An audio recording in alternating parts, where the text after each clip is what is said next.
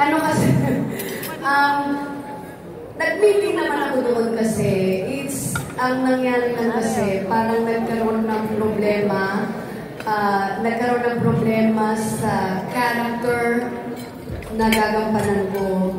Yun lang yun. And then, inayos naman. But I will be honest, while meeting with the movie, I'll say it with Espantajo, I was meeting also with sila Direk Dan regarding this movie, Uninvited.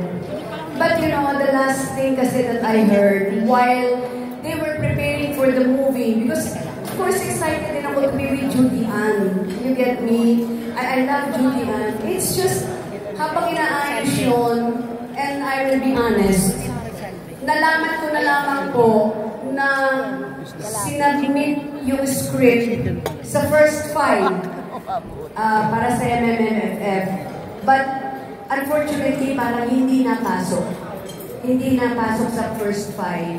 So it was also Attorney Georgie who told me, go ahead and do the one of Dan, Direk Dan Villegas, because he is also my son. Sabi ni Direk Georgie, do it, and I promise you, I will watch that movie. So, doon po nanggaling lahat yun.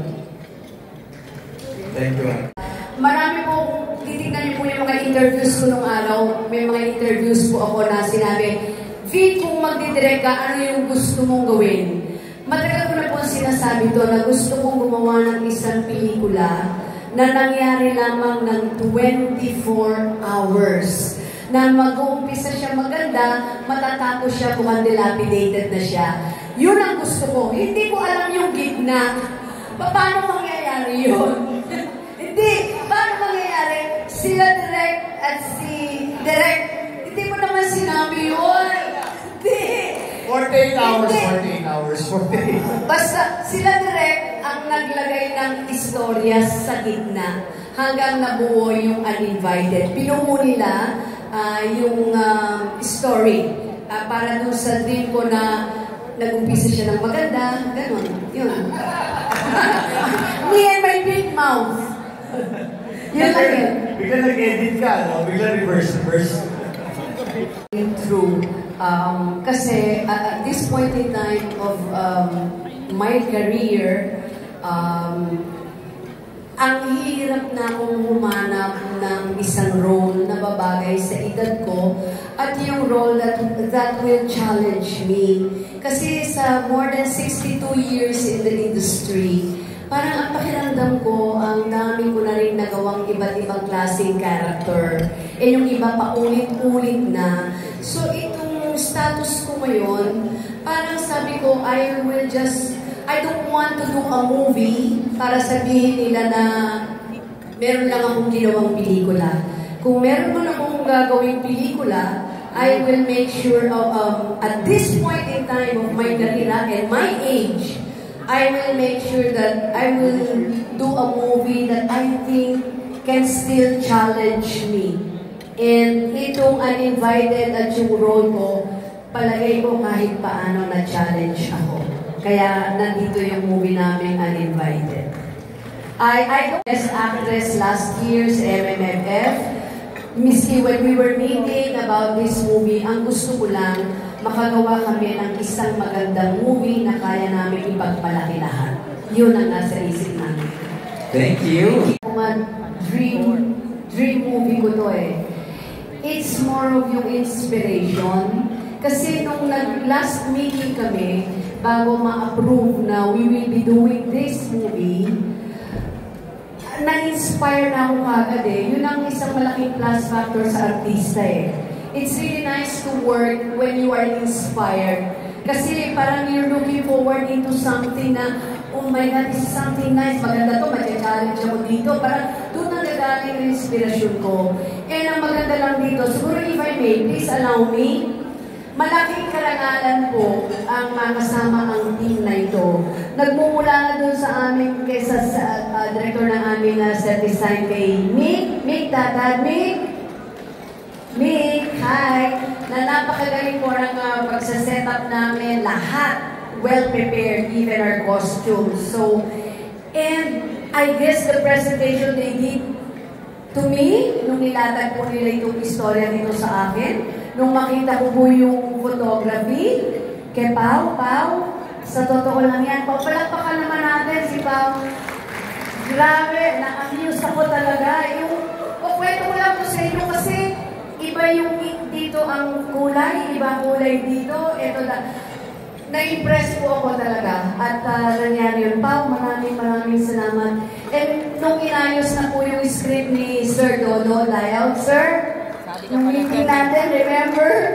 Nagtatanong ako sa kanya, ano mo ba talaga ito? Kasi hindi ko alam talaga yung gitna nung dream movie ko. Hindi ko alam kung ano yung gitna. Pero binuo nila Sir Dodo Layout. Maraming salamat po. At malaking karangalan sa akin na malaman ko din na makakasama ko yung nanalong Best Actress, katay si Marla Rivera nung Sinimalaya. Walang iba kundi si Gabi Padilla. Gabs, thank you. I love you. And then, kasama ko pa rin, of course, ang aming pong best friend. Kasama si Kirsten Cruz III. And then, I'm so happy when I learned, ang dami kong kwento, ha? Bubuhin ko na. Malaking karangalan na magpuproduce pa ang Mentor. Ang Mentor kung saan ang galing, yung malaki yung kinitang movie na Malyari ng anak kong si Papa P. So, nung ako tinatanungan ng script ang gusto mo, ang dami nilang pinage sa akin, hanggang bandang huli, ano ba gusto mo? At ito nga po yung naisip ko. So, tapos po, malaking karangalan po from Mentor, ay naging producer ko rin po, co-produce ang Project 8. Imagine with Direct Dan Villegas, with Direct Tonet Hadaune, and Direct Irene. So, the inspiration is there. And then, nalaman ko po, of course, with the team, with Aga, and then with RK, Bagatsing, first time. Puro first time. So, na-inspire ako to be working with New Blood. Kay RK, thank you RK. And then si Gio. Gio, bagets ka pa rin, ha? O magkasama. Ibang high, ibang inspiration to be working first time with these actors. And then si Ketchup. Ang galing-galing na ito si Ketchup. Mga magagaling na artista, si Ron. And then all of these things, ito ang bumuo sa akin to be si Cholo, kasama rin namin. Lot de Leon. Imagine, mga kasama ko sa pelikula si Lot de Leon. So, itong nagbigay ng inspirasyon sa akin siguro to do my best doon sa character na ginampanan ko for Uninvited. And sana naman nabigyan ko ng justice yung character na ibinigay sa akin para dito. So, inspiration ang naging bala ko para magampanan ko mabuti yung role na binigay sa akin sa Uninvited. So, buong career ko, bihirang-bihira akong gumawa ng isang dark film. If I'm not mistaken, the last was Tagus ng Dugo. This one, even if they're saying or they are considering this or we are considering this a dark film, but definitely it's dark, but I enjoyed it. Kaya hindi siya dark. Sabi ko sa kasama ko nag-enjoy sa dark. Dark daw siya, pero paano magiging dark? I-enjoy namin yung ginagawa namin ito. Maybe dark, maybe sa theme, pero at the end of the day, it's a movie. It's a good film. It's a good movie. Rush. And this is also the perfect night to ask for your support. Please support us po para naman mas makilala ang pelikula po namin Uninvited for December 25. And also, we would like to congratulate the Metro Manila Film Festival on their golden anniversary. And we are very, very honored to be a part of this Golden Metro Manila Film Festival. And I'm asking you to please support it and support the 10 films na ipalalabas po sa Metro Manila Film Festival.